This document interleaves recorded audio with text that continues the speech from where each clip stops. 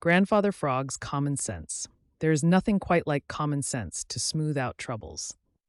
People who have plenty of just plain common sense are often thought to be very wise. Their neighbors look up to them and are forever running to them for advice, and they are very much respected. That is the way with Grandfather Frog. He is very old and very wise. Anyway, that's what his neighbors think. The truth is, he simply has a lot of common sense, which after all is the very best kind of wisdom. Now, when Little Joe Otter found that Buster Bear had been too smart for him, and that instead of spoiling Buster's fishing in the Laughing Brook, he had really made it easier for Buster to catch all the fish he wanted, Little Joe went off down to the Smiling Pool in a great rage. Billy Mink stopped long enough to eat the fat fish Buster had left on the bank, and then he too went down to the Smiling Pool. When Little Joe Otter and Billy Mink reached the Smiling Pool, they climbed up on the big rock, and there Little Joe sulked and sulked, until finally Grandfather Frog asked what the matter was. Little Joe wouldn't tell, but Billy Mink told the whole story. When he told how Buster had been too smart for Little Joe, it tickled him so that Billy had to laugh in spite of himself. So did Grandfather Frog. So did Jerry Muskrat, who had been listening. Of course, this made Little Joe angrier than ever. He said a lot of unkind things about Buster Bear and about Billy Mink and Grandfather Frog and Jerry Muskrat because they had laughed at the smartness of Buster. He's nothing but a great big bully and thief, declared Little Joe Chug-a-Rum. He may be a bully because great big people are very apt to be bullies, and though I haven't seen him, I guess Buster Bear is big enough from all I have heard. But I don't see how he is a thief, said Grandfather Frog. Didn't he catch my fish and eat them? Snapped Little Joe. Doesn't that make him a thief? They were no more your fish than mine, protested Billy Mink. Well, our fish then. He stole our fish, if you like that any better. That makes him just as much a thief, doesn't it? Growled Little Joe. Grandfather Frog looked up at jolly, round, bright Mr. Sun and slowly winked one of his great, goggly eyes. There comes a foolish green fly, said he. Who does he belong to? Nobody, snapped Little Joe. What have foolish green flies got to do with my s'more? I mean our fish. Nothing. Nothing at all, replied Grandfather Frog mildly. I was just hoping that he would come near enough for me to snap him up. Then he would belong to me. As long as he doesn't belong to anyone. I suppose that if Buster Bear should happen along and catch him, he would be stealing from me, according to Little Joe. Of course not. What a silly idea. You're getting foolish in your old age, retorted Little Joe. Can you tell me the difference between the fish that you haven't caught and the foolish green flies that I haven't caught? Asked Grandfather Frog. Little Joe couldn't find a word to say. You take my advice, Little Joe Otter, continued Grandfather Frog, and always make friends with those who are bigger and stronger and smarter than you are. You'll find it pays. Little Joe Otter takes grandfather. Little Joe Otter found that out when he took Grandfather Frog's advice. He wouldn't have admitted that he was afraid of Buster Bear. No one ever likes to admit being afraid, least of all Little Joe Otter. And really, Little Joe has a great deal of courage. Very few of the little people of the Green Forest or the Green Meadows would willingly quarrel with him, for Little Joe is a great fighter when he has to fight.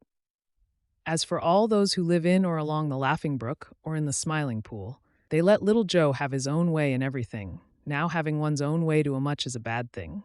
It is apt to make one selfish and thoughtless of other people and very hard to get along with. Little Joe Otter had his way too much. Grandfather Frog knew it and shook his head very soberly when Little Joe had been disrespectful to him. Too bad, too bad. Chug-a-rum, it is too bad that such a fine young fellow as Little Joe should spoil a good disposition by such selfish heedlessness. Too bad, said he. So though he didn't let on that it was so, Grandfather Frog really was delighted when he heard how Buster Bear had been too smart for Little Joe Otter.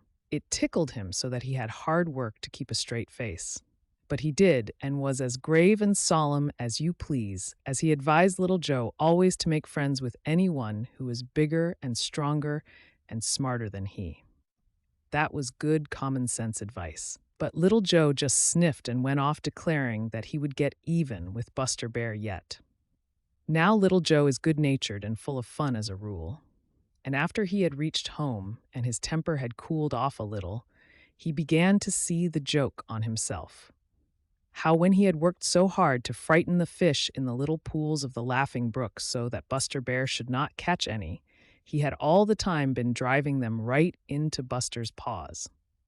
By and by he grinned. It was a little sheepish grin at first, but at last it grew into a laugh. "I believe," said Little Joe as he wiped tears of laughter from his eyes, "that Grandfather Frog is right, and that the best thing I can do is to make friends with Buster Bear. I'll try it tomorrow morning." So very early the next morning, Little Joe Otter went to the best fishing pool he knew of in the Laughing Brook, and there he caught the biggest trout he could find.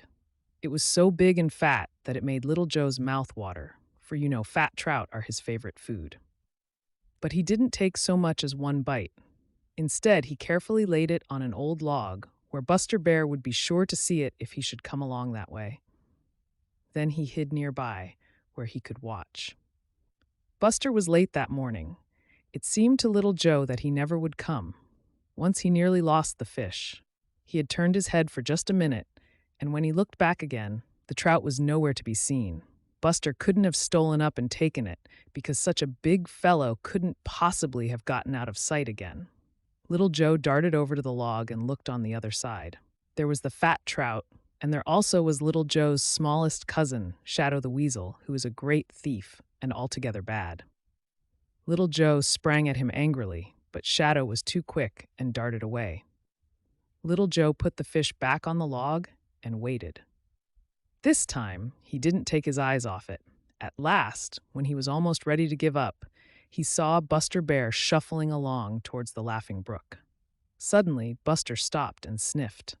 One of the merry little breezes had carried the scent of that fat trout over to him. Then he came straight over to where the fish lay, his nose wrinkling and his eyes twinkling with pleasure. "Now I wonder who was so thoughtful as to leave this fine breakfast ready for me," said he out loud. "Me," said Little Joe in a rather faint voice. "I caught it especially for you." "Thank you," replied Buster, and his eyes twinkled more than ever. "I think we are going to be friends." "I hope so," replied Little Joe. Farmer Brown's boy has no luck at all. Farmer Brown's boy tramped through the green forest, whistling merrily. He always whistles when he feels lighthearted, and he always feels lighthearted when he goes fishing. You see, he is just as fond of fishing as is Little Joe Otter or Billy Mink or Buster Bear. And now he was making his way through the green forest to the Laughing Brook. Sure that by the time he had followed it down to the Smiling Pool, he would have a fine lot of trout to take home. He knew every pool in the Laughing Brook where the trout loved to hide, did Farmer Brown's boy, and it was just the kind of a morning when the trout should be hungry. So he whistled as he tramped along, and his whistle was good to hear. When he reached the first little pool, he baited his hook very carefully and then, taking the greatest care to keep out of sight of any trout that might be in the little pool, he began to fish. Now Farmer Brown's boy learned a long time ago that to be a successful fisherman, one must have a great deal of patience. So though he didn't get a bite right away as he had expected to, he wasn't the least bit discouraged. He kept very quiet and fished, patiently waiting for a foolish trout to take his hook. But he didn't get so much as a nibble. "Either the trout have lost their appetite or they have grown very wise," muttered Farmer Brown's boy, as after a long time he moved on to the next little pool. There, the same thing happened. He was very patient, very, very patient, but his patience brought no reward, not so much as the faintest kind of a nibble. Farmer Brown's boy trudged on to the next pool, and there was a puzzled frown on his freckled face. Such a thing never had happened before. He didn't know what to make of it. All the night before, he had dreamed about the delicious dinner of fried trout he would have the next day. And now, well, if he didn't catch some trout pretty soon, that splendid dinner would never be anything but a dream. "If I didn't know that nobody else comes fishing here, I should think that somebody had been here this very morning and caught all the fish or else frightened them so that they are all in hiding," said he, as he trudged on to the next little pool. "I never had such bad luck in all my life before. Hello, what's this?" There, on the bank beside the little pool, were the heads of 3 trout. Farmer Brown's boy scowled down at them, more puzzled than ever. Somebody has been fishing here, and they have had better luck than I have, thought he. He looked up the Laughing Brook and down the Laughing Brook and this way and that way, but no one was to be seen. Then he picked up one of the little heads and looked at it sharply. It wasn't cut off with a knife. It was bitten off, he exclaimed. I wonder now if Billy Mink is the scamp who has spoiled my fun. Thereafter, he kept a sharp lookout for signs of Billy Mink, but though he found 2 or 3 more trout heads, he saw no other signs and he caught no fish. This puzzled him more than ever. It didn't seem possible that such a little fellow as Billy Mink could have caught or frightened all the fish or have eaten so many. Besides, he didn't remember ever having known Billy to leave heads around that way. Billy sometimes catches more fish than he can eat, but then he usually hides them. The farther he went down the Laughing Brook, the more puzzled Farmer Brown's boy grew. It made him feel very queer. He would have felt still more queer if he had known that all the time 2 other fishermen who had been before him were watching him and chuckling to themselves. They were Little Joe Otter and Buster Bear. Farmer Brown's boy feels his hair rise. 'Twas just a sudden odd surprise made Farmer Brown's boy's hair to rise. That's a funny thing for hair to do. Rise up all of a sudden, isn't it? But that is just what the hair on Farmer Brown's boy's head did the day he went fishing in the Laughing Brook and had no luck at all.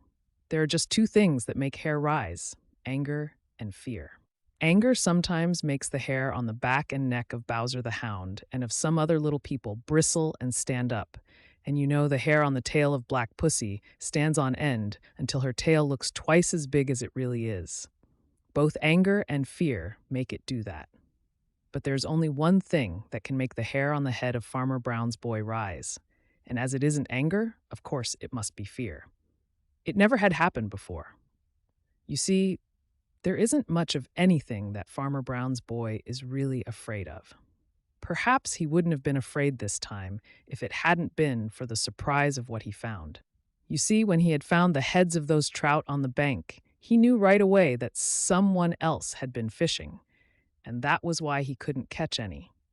But it didn't seem possible that little Billy Mink could have eaten all those trout. And Farmer Brown's boy didn't once think of Little Joe Otter, and so he was very, very much puzzled. He was turning it all over in his mind and studying what it could mean when he came to a little muddy place on the bank of the Laughing Brook, and there he saw something that made his eyes look as if they would pop right out of his head. And it was right then that he felt his hair rise. Anyway, that is what he said when he told about it afterward. What was it he saw? What do you think? Why, it was a footprint in the soft mud. Yes, sir, that's what it was, and all it was. But it was the biggest footprint Farmer Brown's boy ever had seen, and it looked as if it had been made only a few minutes before. It was the footprint of Buster Bear. Now, Farmer Brown's boy didn't know that Buster Bear had come down to the Green Forest to live. He never had heard of a bear being in the Green Forest. And so, he was so surprised that he had hard work to believe his own eyes, and he had a queer feeling all over. A little chilly feeling, although it was a warm day. Somehow, he didn't feel like meeting Buster Bear. If he had had his terrible gun with him, it might have been different. But he didn't. And so he suddenly made up his mind that he didn't want to fish any more that day. He had a funny feeling, too, that he was being watched, although he couldn't see anyone. He was being watched. Little Joe Otter and Buster Bear were watching him and taking the greatest care to keep out of his sight. All the way home through the Green Forest, Farmer Brown's boy kept looking behind him, and he didn't draw a long breath until he reached the edge of the Green Forest. He hadn't run, but he had wanted to. "Huh!" said Buster Bear to Little Joe Otter. I believe he was afraid, and Buster Bear was just exactly right. Little Joe Otter has great news to tell. Little Joe Otter was fairly bursting with excitement. He could hardly contain himself. He felt that he had the greatest news to tell since Peter Rabbit had first found the tracks of Buster Bear in the Green Forest. He couldn't keep it to himself a minute longer than he had to. So he hurried to the Smiling Pool, where he was sure he would find Billy Mink and Jerry Muskrat and Grandfather Frog and Spotty the Turtle, and he hoped that perhaps some of the little people who live in the Green Forest might be there too. Sure enough, Peter Rabbit was there on one side of the Smiling Pool, making faces at Reddy Fox, who was on the other side, which of course was not at all nice of Peter. Mr. and Mrs. Redwing were there, and Blacky the Crow was sitting in the big hickory tree. Little Joe Otter swam straight to the big rock and climbed up to the very highest part. He looked so excited, and his eyes sparkled so that everyone knew right away that something had happened. "Hi," cried Billy Mink. "Look at Little Joe Otter. It must be that for once he has been smarter than Buster Bear." Little Joe made a good-natured face at Billy Mink and shook his head. "No, Billy," said he, "you are wrong. Altogether wrong. I don't believe anybody can be smarter than Buster Bear." Reddy Fox rolled his lips back in an unpleasant grin. "Don't be too sure of that," he snapped. "I'm not through with him yet. Boaster! Boaster!" cried Peter Rabbit. Reddy glared across the Smiling Pool at Peter.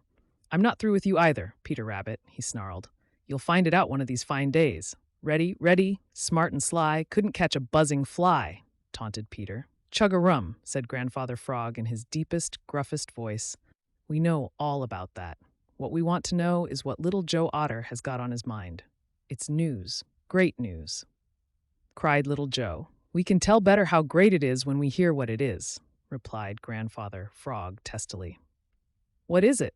Little Joe Otter looked around at all the eager faces watching him, and then in the slowest, most provoking way, he drawled, "Farmer Brown's boy is afraid of Buster Bear." For a minute, no one said a word. Then Blacky the Crow leaned down from his perch in the big hickory tree and looked very hard at Little Joe as he said, "I don't believe it. I don't believe a word of it. Farmer Brown's boy isn't afraid of anyone who lives in the Green Forest or on the Green Meadows or in the Smiling Pool, and you know it. We are all afraid of him." Little Joe glared back at Blacky. "I don't care whether you believe it or not. It's true," he retorted. Then he told how early that very morning he and Buster Bear had been fishing together in the Laughing Brook, and how Farmer Brown's boy had been fishing there too, and hadn't caught a single trout because they had all been caught or frightened before he got there. Then he told how Farmer Brown's boy had found a footprint of Buster Bear in the soft mud, and how he had stopped fishing right away and started for home, looking behind him with fear in his eyes all the way. "Now tell me that he isn't afraid," concluded Little Joe. "For once he knows just how we feel when he comes prowling around where we are. Isn't that great news? Now we'll get even with him. I'll believe it when I see it for myself," snapped Blacky the Crow.